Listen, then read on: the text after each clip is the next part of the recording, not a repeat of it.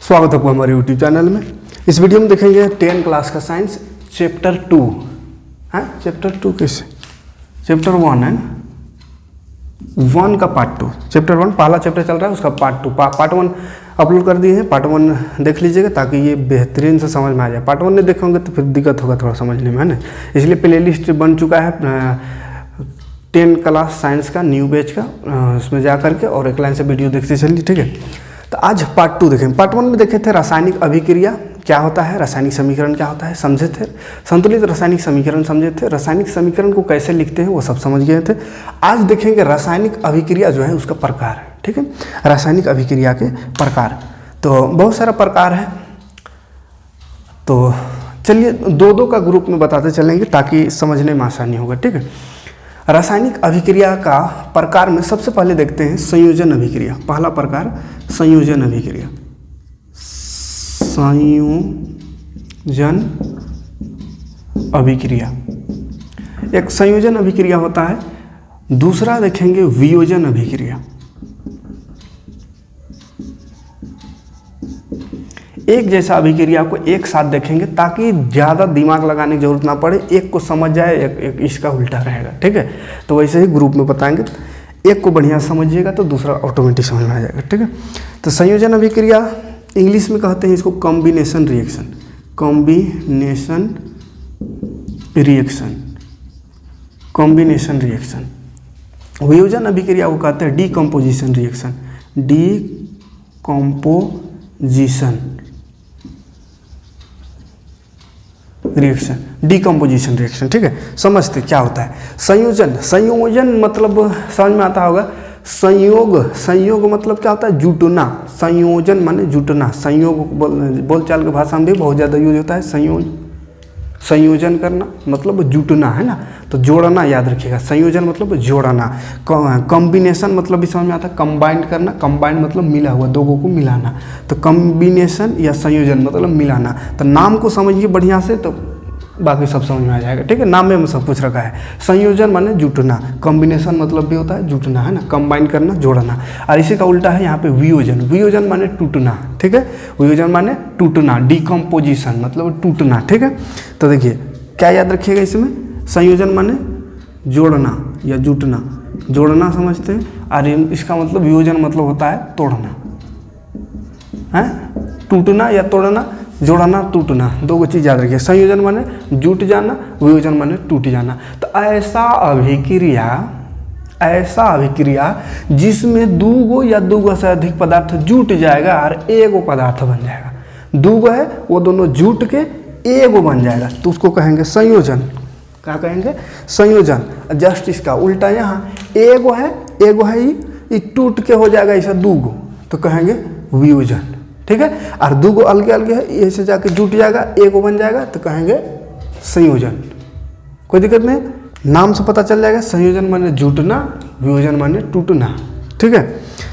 टूटना तो दो जब जुट जाएगा तो संयोजन अभिक्रिया, जब टूट जाएगा तो वियोजन अभिक्रिया। तो अगर डिफिनेशन लिखना चाहे तो क्या लिखेंगे? ऐसा अभिक्रिया जिसमें दो या दो से अधिक पदार्थ मिल करके एक नए पदार्थ का निर्माण करता है, ठीक है। चलिए थोड़ा सा लिख ही देते हैं, नहीं तो फिर कहिएगा कि खाली बोल के छोड़ देते हैं।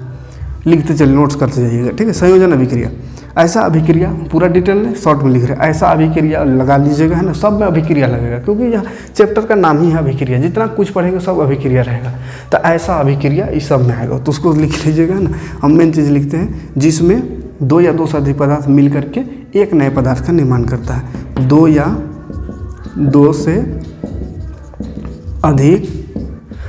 से अधिक पदार्थ मिल गया और मिल करके एक पदार्थ का निर्माण करता है। तो यहाँ पदार्थ को क्या लिखते हैं? जो मिल रहा है बोला, जिससे अभिक्रिया कर रहे हैं उसको अभिकारक कहते हैं ना, अभिकारक। तो यहाँ लिख सकते पदार्थ की जगह दो या दो से अधिक अभिकारक मिल करके और एक पदार्थ, यानी एक पदार्थ तो जो बन जाता है उसको क्या कहते हैं? उत्पाद। तो एक उत्पाद या पदार्थ का निर्माण करता है तो उसको संयोजन अभिक्रिया कहते हैं, याद रहेगा।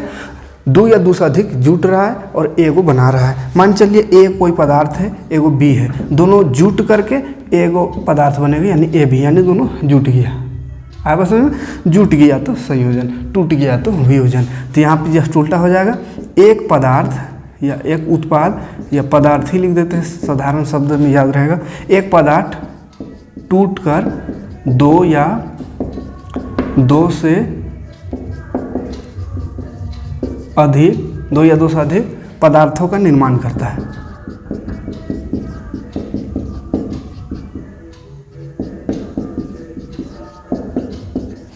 ऐसा अभिक्रिया, सब में जोड़ दिया है ना। ऐसा अभिक्रिया जिसमें एक पदार्थ टूट करके दो या दो से अधिक पदार्थ का निर्माण करता है उसको वियोजन अभिक्रिया कहते हैं, डिकम्पोजिशन रिएक्शन कहते हैं। ठीक है। और ऐसा अभिक्रिया जिसमें दो या दो से अधिक पदार्थ मिल करके जुट जाता है और जुट करके और कुछ नए पदार्थ बनाता है तो उसको बोलते हैं संयोजन अभिक्रिया। ठीक है। जैसे ई अलग अलग है, ये जाके जुट गया, एगो बन गया, ई संयोजन हो गया। वियोजन माने अकेले है, ई टूट के दुगो हो गया, एगो खपड़िया और एगो ई दुगो हो गया, तो वियोजन अभिक्रिया। ठीक है। हाँ, अब इसका रियल एग्जाम्पल देखते हैं। शॉर्ट में लिखना चाहे तो वही लिखेंगे। ए बी एक साथ है, इधर ये अभिक्रिया करके बन जाएगा दुगो, माने ए प्लस बी अलग अलग हो जाएगा, टूट गया। ठीक है। कहाँ कहाँ ऐसा होता है देखिए। संयोजन जैसे कार्बन और ऑक्सीजन, कार्बन ऑक्सीजन मिलकर क्या बन जाता है, कार्बन डाइऑक्साइड। तो एगो कार्बन एगो ऑक्सीजन दुगो था, ये दियो मिल के हो गया एगो कार्बन डाइऑक्साइड। इसी तरह हाइड्रोजन प्लस ऑक्सीजन मिलता है तो क्या बन जाता है, जल, पानी, H2O है। और इसको संतुलित कर देना है ना, संतुलित बताए थे कल, कम बेसी नहीं होना चाहिए, इधर कार्बन एगो उधर भी एगो। ठीक है। O2 उधर भी O2। तो संतुलित करने का ज़्यादा क्वेश्चन नहीं कर रहे थे, कहा कि जितना रिएक्शन आएगा सब में संतुलित करते जाएंगे, तो जो भी डाउट रहेगा संतुलित का क्लियर होते जाएगा। ठीक है। जैसे इसको संतुलित करते हैं, ये पानी वाला तो बताए थे ना, इधर दुगो है, इधर दुगो है, इधर ऑक्सीजन दुगो, इधर एक एगो है, तो यहाँ दो लगा देंगे तो हाइड्रोजन हो जाएगा 2 दूनी 4 गो, तो यहाँ भी 2 लगा देंगे, 2 दूनी 4 गो, तो ये हो गया, दुगो था जुट रहा था। संयोजन का एग्जाम्पल। वियोजन, वियोजन माने टूटना, तो तोड़ना है। तो जैसे H2O को अगर हम तोड़ना है तो इसमें विद्युत धारा प्रवाहित करेंगे तो ये टूट जाता है हाइड्रोजन और ऑक्सीजन में। ठीक है। हाइड्रोजन और ऑक्सीजन में टूट जाता है, इसमें भी संतुलित करना पड़ेगा। हाँ, तो जब टूट रहा है तो वियोजन, जुट रहा है तो संयोजन, कोनो दिक्कत नहीं है। संयोजन माने जुटना, वियोजन माने टूटना, कोई दिक्कत नहीं। यहाँ पर आगे बढ़ते हैं, अगला अभिक्रिया देखते हैं। अब देखिए संयोजन वियोजन ये हो गया। अब वियोजन का कुछ प्रकार है उसको देखते हैं। ठीक है। वियोजन माने टूटता कितने प्रकार से है उसको देख लेते हैं। पहले 3 प्रकार से टूटता है ना। तो चलिए इसको हटाते हैं, स्क्रीनशॉट ले लीजिए इसको और नोट्स करते चलिएगा। देखिए वियोजन अभिक्रिया, वियोजन माने वह टूटने वाला है ना। तो टूटने वाला अभिक्रिया जो होता है ना 3 प्रकार का होता है, यानी 3 प्रकार से तोड़ सकते हैं कोई भी चीज़ को। ठीक है। तो साइंस में किसी चीज़ को तोड़ने के लिए 3 मेथड का उपयोग होता है, 3 चीज़ों का प्रयोग करते हैं, 3 तरह से उसको तोड़ा जा सकता है। तो वह उसी हिसाब से इसको 3 भाग में बांटा गया है। जैसे पहला भाग है, एक कोई चीज़ को तोड़ना है तो या तो उसको प्रकाश से तोड़ते हैं, या दूसरा विद्युत से तोड़ सकते हैं, या ऊष्मा गर्म करके तोड़ सकते हैं। ठीक है। साइंस की भाषा में 3 तरह से तोड़ा जा सकता है किसी पदार्थ को। ऐसे साधारण जनरल चीज़ में तो कोनो चीज़ को तोड़ना है तो कोनो से छेद छाछ देंगे टूट जाएगा, लेकिन वैसा छेद छाछ नहीं करना है। इसमें थोड़ा केमिकल को तोड़ना है। जैसे पानी है, अब इसको कतनू कूट काट करेंगे तो हाइड्रोजन और ऑक्सीजन अलग थोड़े होगा, इसको थोड़ा सा रासायनिक अभिक्रिया द्वारा इसको तोड़ा जा सकता है। तो विद्युत इसमें प्रभावित करेंगे, विद्युत धारा देंगे तब ये टूटेगा। ठीक है। इसी तरह और भी कोई चीज़ है जिसको तोड़ना है, इसका मतलब तोड़ने का यहाँ पे साइंस में तोड़ने का मतलब ये नहीं है कि ऐसा करके 2 खेचा कर दिए तो टूटना, नहीं। इसमें तोड़ने का मतलब है कि ये जो तत्व है, परमाणु है, उसको तोड़ देना, उसको अलग कर देना, हाइड्रोजन को अलग कर देना, ऑक्सीजन को अलग कर देना। ठीक है। जैसे कार्बन डाइऑक्साइड है तो कार्बन को अलग और ऑक्सीजन को अलग कर देना, इसको तोड़ना कहते हैं ना। ऐसा तोड़ने का मतलब ऐसा मत सोचिए कि कोई चीज़ लिया जैसे पकड़ के तोड़ दिए, तो वैसा नहीं तोड़ना है ना। जैसे पानी को तोड़ना है तो पानी को कैसे टूटेगा, है?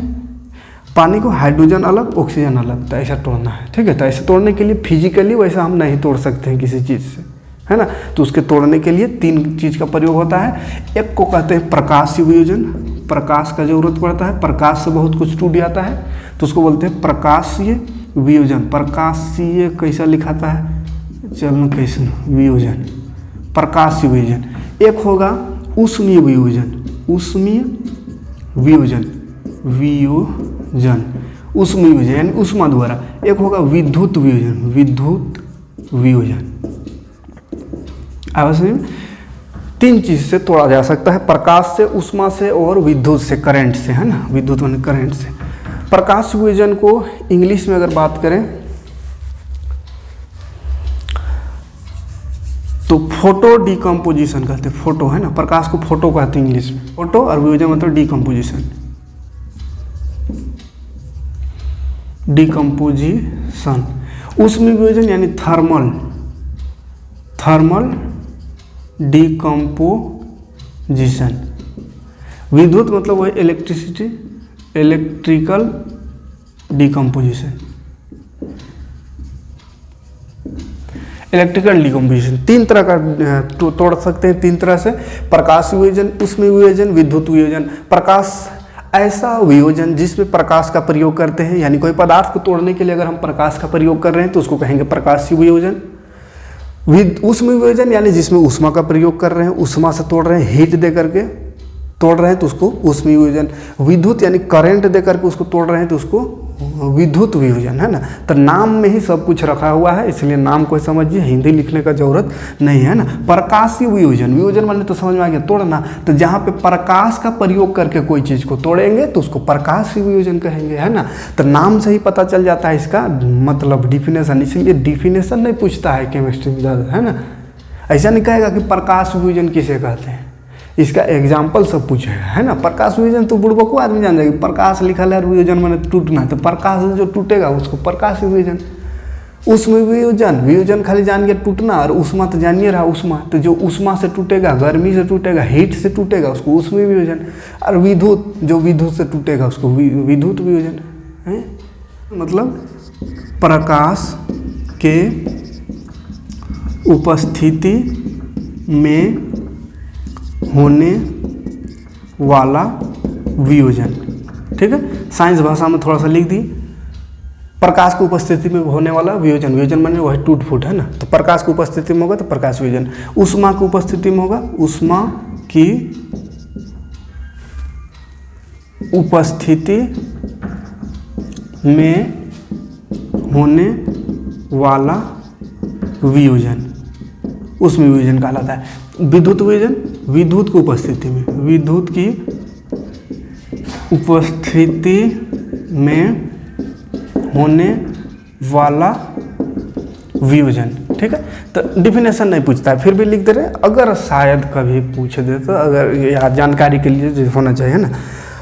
एग्जाम्पल ध्यान रखिएगा, एग्जाम्पल देखिए, प्रकाश वियोजन, प्रकाश से टूटेगा, है। प्रकाश वियोजन मतलब प्रकाश से टूटेगा। तो प्रकाश से क्या चीज़ टूटता है, देखिए AgCl। AgCl क्या है, Ag मतलब चांदी, है ना। चांदी को Ag कहते हैं, AgCl, चांदी क्लोराइड, है ना, सिल्वर क्लोराइड जिसको इंग्लिश में कहते हैं। चांदी को इंग्लिश में क्या सिल्वर है ना कहेंगे, हाँ सिल्वर क्लोराइड है ये। तो सिल्वर क्लोराइड यानी चांदी में क्लोरीन का पेंट किया हुआ समझिए, है। तो वो AgCl हो गया।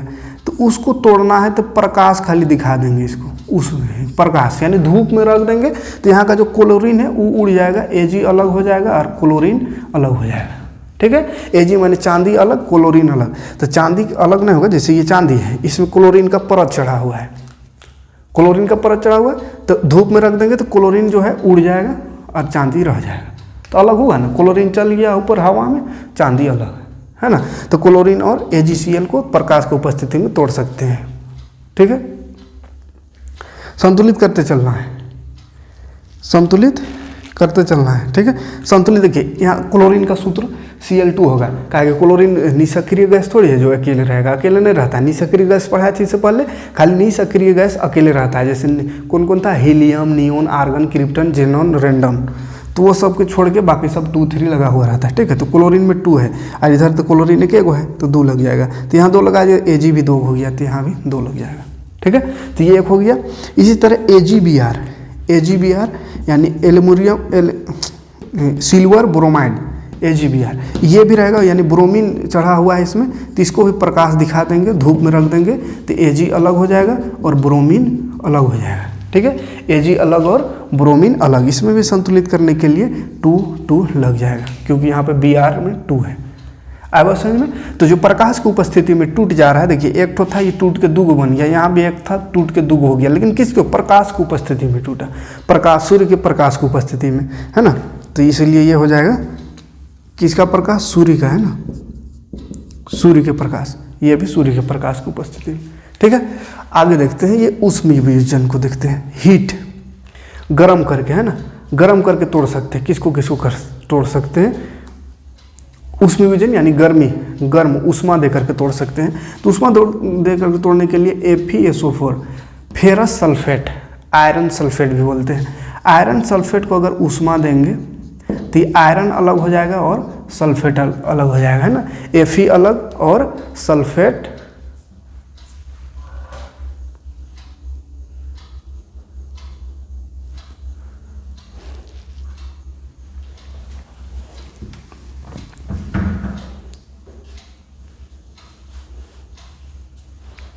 देखिए, इसका उष्मा वियोजन का एग्जाम्पल हो जाएगा CaCO3।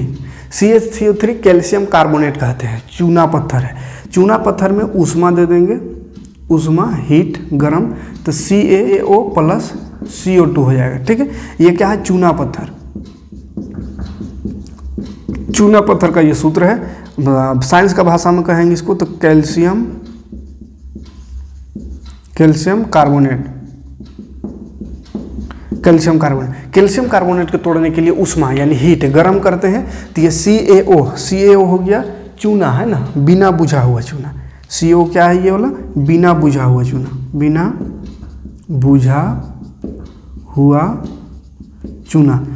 बुझा हुआ चूना जो दुकान में मिलता है वो वाला चूना, है ना। और उसमें पानी मिलाकर डबका देते हैं तो वो बुझा हुआ चूना हो गया। तो ये बिना बुझा हुआ चूना, और CO2 माने तो समझ में आबे करता होगा कार्बन डाइऑक्साइड, ठीक है। तो ये इसको तोड़ दिए है ना, CaCO3 उष्मा डाल दिए, तो उष्मा गर्म करेंगे तो ये टूटेगा CaO यानी कैल्शियम ऑक्साइड, कैल्शियम ऑक्साइड इसका केमिकल नाम हो जाएगा कैल्शियम ऑक्साइड, जिसको बिना बुझा हुआ चूना कहते हैं साधारण भाषा में, और साथ में कार्बन डाइऑक्साइड। तो 2 भाग में ये भी टूट गया। कैसे टूटा? तो उष्मा देने से टूटा, इसलिए इसको कहेंगे उष्मीय वियोजन, ठीक है। और एक एग्जाम्पल इसका याद रखिएगा, FeSO4 को भी उष्मा देते हैं तो ये 3 भाग में टूट जाता है। FeO3 हो गया, Fe2O3 फेरिक ऑक्साइड, उसके बाद SO2 फिर SO3, 3 चीज बनता है इसमें, ठीक है।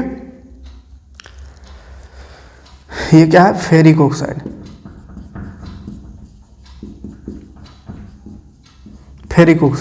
और ये क्या है? SO2 सल्फर डाइऑक्साइड, है ना। और ये सल्फर 3 गो ऑक्साइड है तो सल्फर ट्राइऑक्साइड।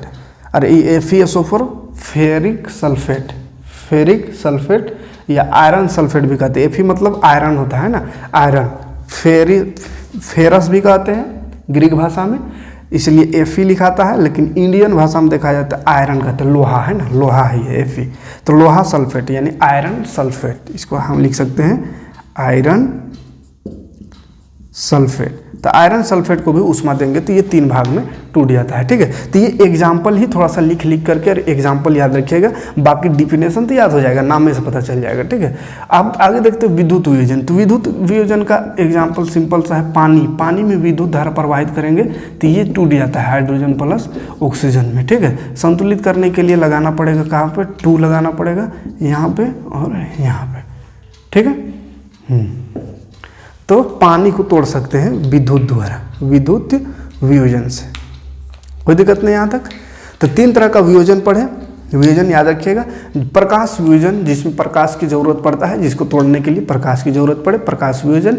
उष्मा वियोजन, जिसको तोड़ने के लिए उष्मा की जरूरत पड़े, और विद्युत वियोजन, जिसको तोड़ने के लिए यानी ऐसा वियोजन जिसमें विद्युत की जरूरत पड़ती है, विद्युत की उपस्थिति में जो टूटता है यानी वियोजन होता है, उसको उस विद्युत वियोजन कहते हैं। आया समझ में?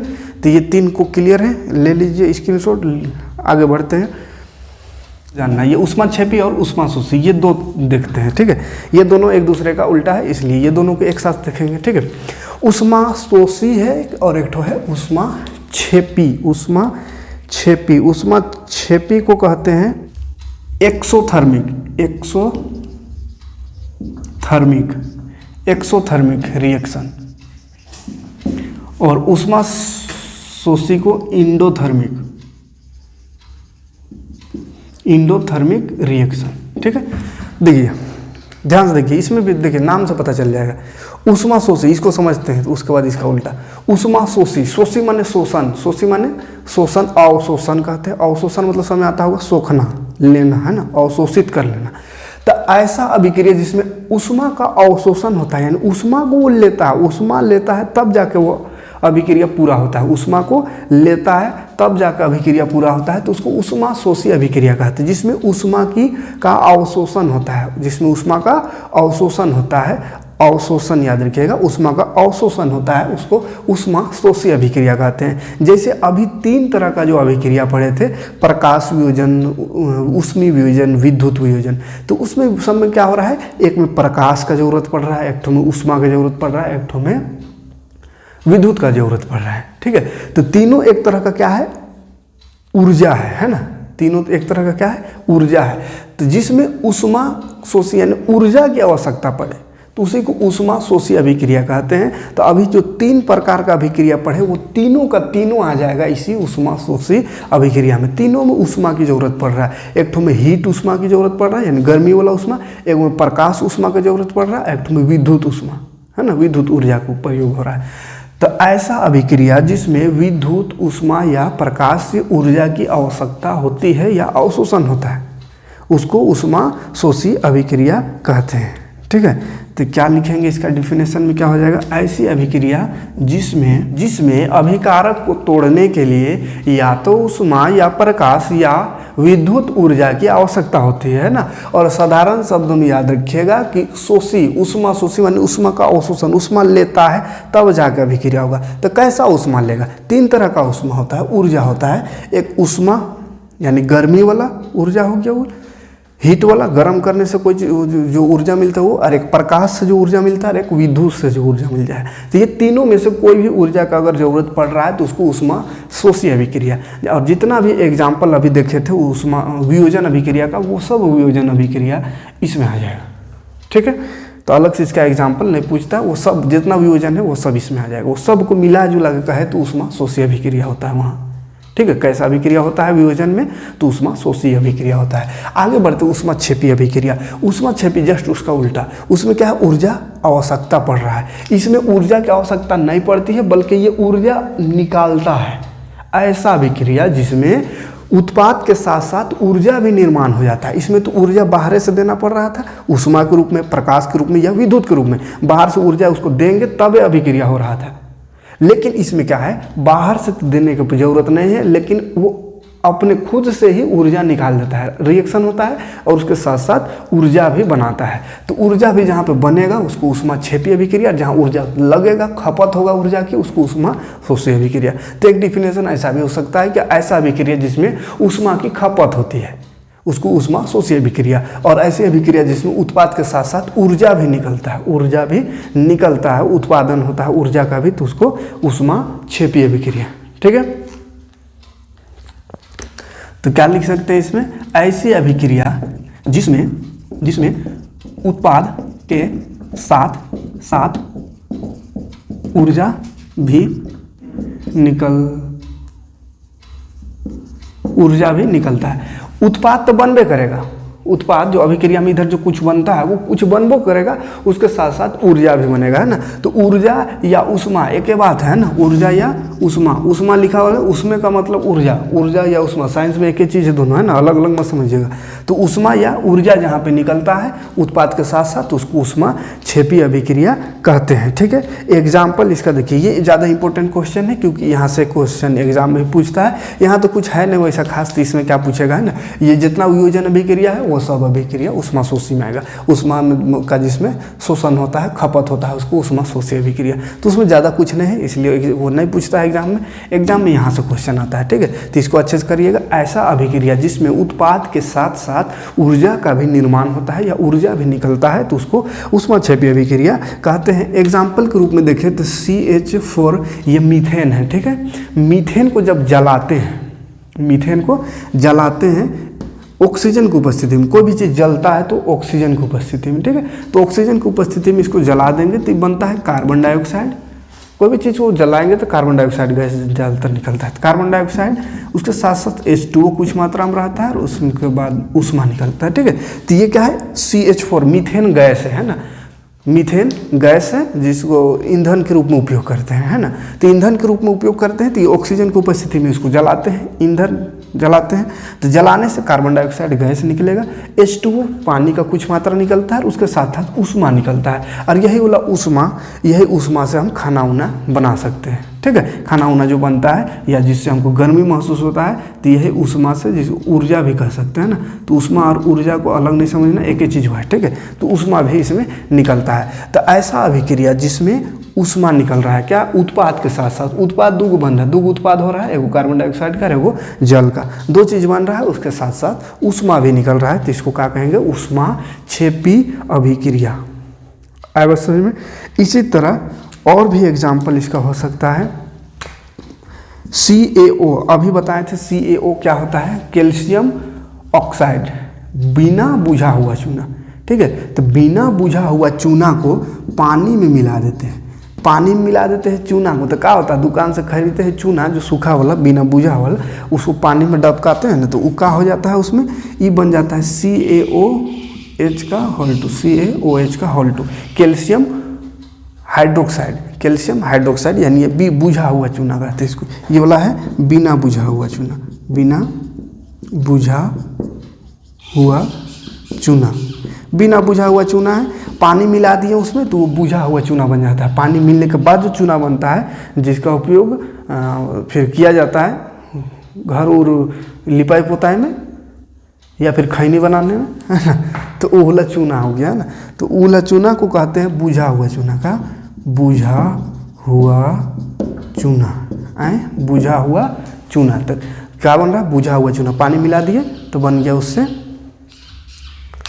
बुझा हुआ चूना। और इसके साथ साथ भी ऊष्मा निकलता है, ऊष्मा है, देखे है ना। पानी मिला देते, ठंडा पानी मिलाते, लेकिन उसमें ये चूना तो बनबे करता है, साथ साथ गर्मी भी पूरा खौलने लगता है। ऊष्मा अगर करेंगे तो गर्मी महसूस होता है, तो ऊष्मा भी निकल रहा है। तो ऐसा अभिक्रिया समझ में आ रहा है, जिसमें उत्पाद बनबे करेगा, उत्पाद बनने के साथ साथ ऊष्मा भी या ऊर्जा भी निकलता है, तो उसको ऊष्माक्षेपी अभिक्रिया कहते हैं। तो ये एक क्वेश्चन, ये बहुत ज़्यादा इंपॉर्टेंट क्वेश्चन है। इसी से मिला के एक क्वेश्चन ज़्यादा पूछता है, इसको डायरेक्ट ना पूछ करके एक क्वेश्चन इसको थोड़ा सा घुमा के पूछता है कि श्वसन को ऊष्माक्षेपी अभिक्रिया क्यों कहते हैं, ठीक है। बहुत ही ज़्यादा इंपॉर्टेंट क्वेश्चन है हर एग्जाम के लिए, श्वसन को ऊष्माक्षेपी अभिक्रिया क्यों कहते हैं। तो पहले ऊष्माक्षेपी तो क्लियर हो गया है, तो श्वसन भी समझ में आ जाएगा क्यों कहते हैं उसको, ठीक है। तो ऊष्माक्षेपी में याद रखिएगा, ऊष्मा जहाँ निकलेगा, ऊष्मा मतलब ऊर्जा या ऊष्मा जहाँ पे निकल रहा है उत्पाद के साथ साथ, तो वो सब ऊष्माक्षेपी अभिक्रिया है। अब हम देखते हैं श्वसन को ऊष्माक्षेपी अभिक्रिया क्यों कहते हैं, उसके बाद अगले अभिक्रिया हम बढ़ेंगे। पहले इसका क्वेश्चन देख लेते हैं, ठीक है। श्वसन को ऊष्माक्षेपी अभिक्रिया क्यों कहते हैं, बहुत ही ज़्यादा इम्पोर्टेंट क्वेश्चन है, भी आए, बहुत ज़्यादा इम्पोर्टेंट क्वेश्चन है ना, याद रखिएगा।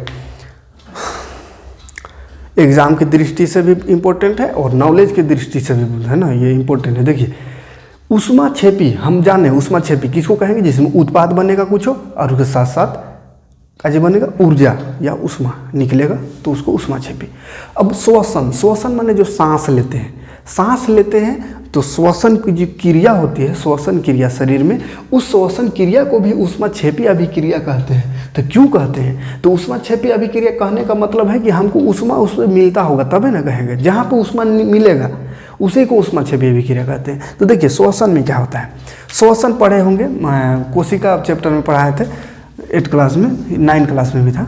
श्वसन में जाने थे कि जब सांस लेते हैं, तो सांस लेते हैं तो क्या जाता है शरीर में, ऑक्सीजन जाता है ना, ऑक्सीजन लेते हैं, गया क्या, सांस लिए तो ऑक्सीजन, तो ऑक्सीजन गया और शरीर में मौजूद क्या है, ऑक्सीजन, ये कहा जाता है माइटोकॉन्ड्रिया में, है ना। और माइटोकॉन्ड्रिया में पहले से जो भोजन करते हैं, भोजन खाते हैं, खाना उना खाते हैं, उस खाना से हमको ग्लूकोज मिलता है। ग्लूकोज का सूत्र क्या होता है, C6H12O6, ये ग्लूकोज मिलता है, ठीक है। तो खाना खाए उससे हमको ग्लूकोज प्राप्त होता है, C6H12O6, ये ग्लूकोज का सूत्र है,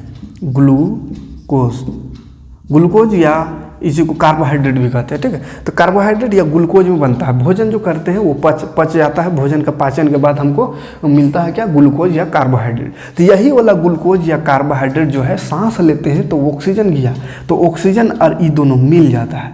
ऑक्सीजन और कार्बोहाइड्रेट यानी ग्लूकोज मिल जाता है, कहाँ पे मिलता है, माइटोकॉन्ड्रिया में, कोशिका का माइटोकॉन्ड्रिया में, जिसको कोशिका का ऊर्जा घर कहते हैं, है ना, ऊर्जा घर, है ना। तो उसमें ग्लूकोज है, पहले से जो खाना वाना खाया उससे ग्लूकोज, और सांस लिए ऐसे करके नकवा से जो सांस लिए तो अंदर गया पूरा कोशिका में, कहाँ पहुँच गया, माइटोकॉन्ड्रिया में। माइटोकॉन्ड्रिया में गया तो पहले से माइटोकॉन्ड्रिया में ये मौजूद है। अब ऑक्सीजन में जैसे इसके पास आ गया तो यहाँ से एक रिएक्शन होता है, यहाँ पे एक रिएक्शन होता है। इस रिएक्शन में क्या होता है, देखिए 3 चीज़ का निर्माण होता है, CO2, H2O प्लस ऊष्मा, ऊष्मा या ऊर्जा कह सकते हैं, ऊर्जा है, 3 चीज़ का निर्माण हो रहा है।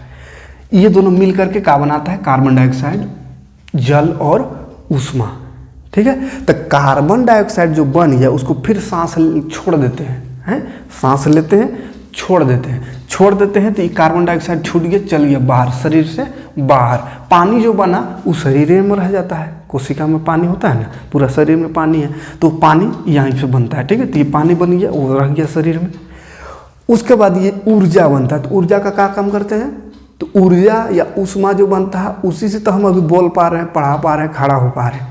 ऊर्जा नहीं रहता तो ऐसे खड़ा होकर बोल नहीं सकते, ऐसे रुआ तो गिर जाता है ना। तो ऊर्जा जरूरी है, तो ऊर्जा बन रहा है जिससे कि शरीर काम कर रहा है, कोई भी काम शरीर द्वारा जो भी काम हो रहा है वो ऊर्जा के कारण ही हो रहा है। ऊर्जा नहीं होगा तो काम भी नहीं होगा। इसीलिए श्वसन अगर सही से नहीं होगा, सांस सही से नहीं होगा तो आदमी का शरीर ये हो जाए, कुछ भी काम नहीं हो पाता है, क्योंकि श्वसन जो हुआ उसी से श्वसन और इससे रिएक्शन करके ही कार्बन डाइऑक्साइड, जल और ये चीज़ बनता है। तो कार्बन डाइऑक्साइड तो ये वेस्टेज है, ये निकल जाता है, लेकिन ये दोनों जरूरी है, पानी जरूरी है शरीर को और ऊर्जा जरूरी है। बिना ऊर्जा का आदमी खड़ा भी नहीं हो सकता है ना। तो इसीलिए देखिए मेन चीज़ यहाँ का कोई ऊर्जा बन रहा है, उत्पाद तो 2 बन रहा है, उसके साथ साथ ऊर्जा बन रहा है, इसीलिए कहते हैं ऊर्जा निर्माण हो रहा है। इसीलिए श्वसन को ऊष्माक्षेपी अभिक्रिया कहते हैं, ठीक है। कोई दिक्कत नहीं है, क्यों कहते हैं समझ में आ रहा है, क्योंकि ग्लूकोज शरीर के अंदर, ऑक्सीजन हमारे पास। तो ऑक्सीजन में जो श्वसन की क्रिया होती है माइटोकॉन्ड्रिया में होती है। माइटोकॉन्ड्रिया में क्या होता है, तो ये दोनों रिएक्शन कर जाता है, रिएक्शन करके बन जाता है कार्बन डाइऑक्साइड, जल और ऊर्जा।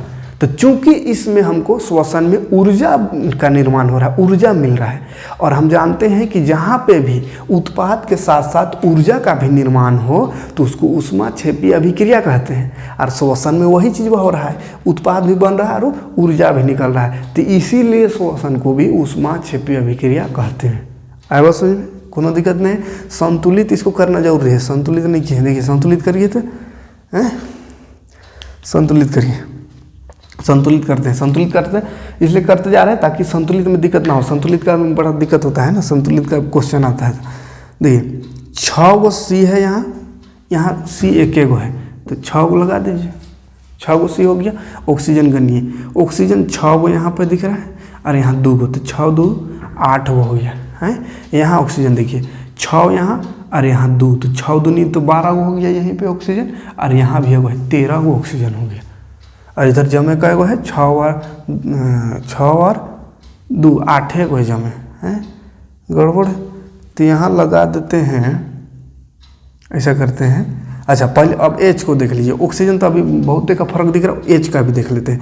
एच 12 गो है और एच यहाँ 2 गो है, तो यहाँ तो 6 लगाना पड़ेगा 12 करने के लिए, 6 दूनी 12।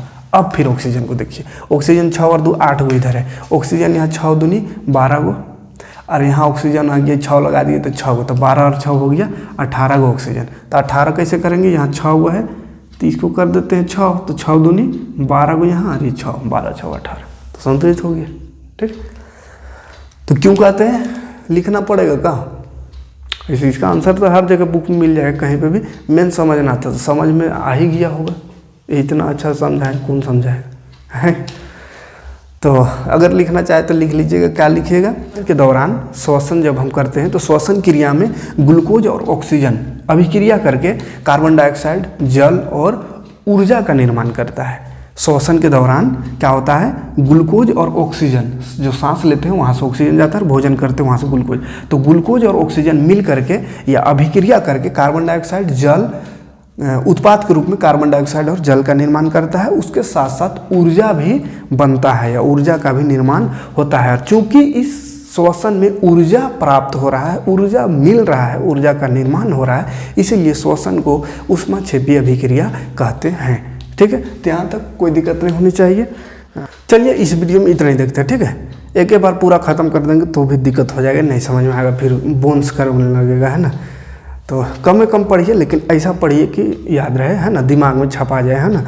तो इतना ही देखते, एक और पार्ट करेंगे, क्योंकि अगर इसमें और कुछ देखेंगे तो अगला पार्ट में फिर छोटा हो जाएगा, तो अगला एक और पार्ट बनाना ही पड़ेगा।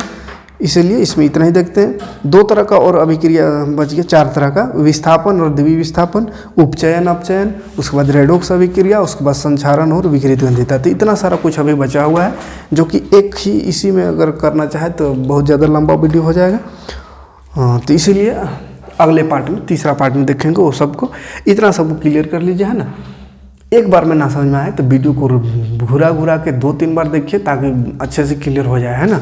और नोट्स भी करते चलिएगा, अपने एकदम साधारण भाषा में लिखते चलिए अपने से, तो आसान होगा एग्जाम समय आपको याद करने में, रिवीजन करने में, है ना। अब नोट्स का सोचिएगा हम देंगे तो वही नोट्स है मेरे पास, लेकिन देंगे तो वहाँ समझ में आएगा, है ना। थोड़ा सा अपने से नहीं बना है, दूसरा का नोट्स है, बड़ा हार्ड वर्ड लिखा हुआ है, और ज़रूरत से ज़्यादा लिखा हुआ कहीं पे ज़रूरत से कम लिखा हुआ है। तो इसीलिए एकदम साधारण भाषा में जैसा हम बता रहे हैं वैसा लिखते चलिए, नोट्स बनाते चलिए, एकदम शॉर्ट में, ज़्यादा कुछ लिखने की ज़रूरत नहीं, समझते चलिए और कम से कम लिखिए और ज़्यादा समझिए, है ना। तो मिलते हैं नेक्स्ट वीडियो में, नेक्स्ट पार्ट लेकर के इसका।